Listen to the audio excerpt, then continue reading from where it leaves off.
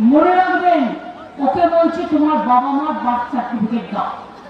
তার মানে কি, যার আজকে 41-42 বছর বয়স হোক, তাদের বাবা মায়ের বার্থ সার্টিফিকেট নিয়ে আসতে হবে। কোথা থেকে নিয়ে আসবে?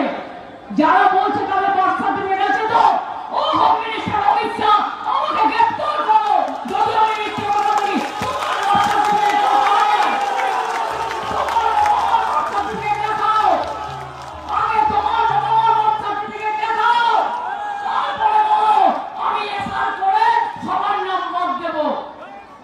বিজেপির নেতারা যেদিন আসবে, আমরাও আমাদের ধিক্কার মিছিল করবো সারা বাংলা জুড়ে। আমি দেখতে চাই এত সাহস। পরশুদিন পার্টি মিটিং করে বলেছে, কি বলেছে? এছাড়া করেंगे, हम करेंगे, हम दिखा देंगे। তুমি ত্যাগ করা করবে, বাংলার একটা কথা বলে ত্যাগ করা করবে। তুমি হরে করে কমবা, তুমি হরে করে কমবা, কিছু নাই মাথায়, কিছু নাই। ভাষা অনেক ছিল, ভদ্রতা করে বললাম না।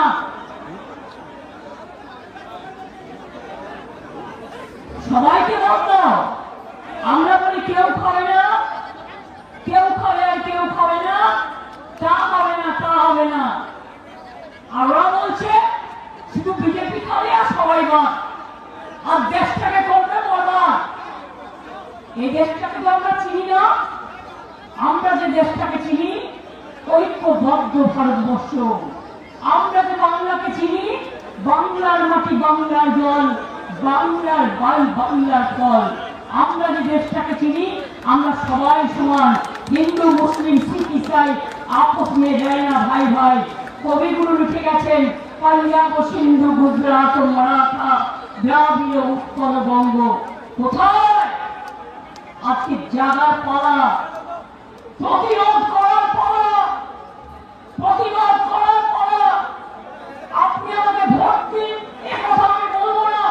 আপনি কাকে ভোট দেবেন আপনার ব্যাপার, কিন্তু মনে রাখবেন, ভোটার লিস্টে আপনার নাম না থাকলে, আর আমরা যদি না থাকি, ওরা কিন্তু আবার ওই আসামের ডিটেনশন ক্যাম্পের মতো বাংলার লোককে দুর্গাওকেও আটকে রেখে দিয়েছে। রাজস্থানে অত্যাচার করেছে, আসামে করেছে, উড়িষ্যায় করেছে, বিহারে করেছে, মধ্যপ্রদেশে করেছে, ছত্তিশগড়ে করেছে। শুনুন, আমাদের কাছে লিস্ট আছে।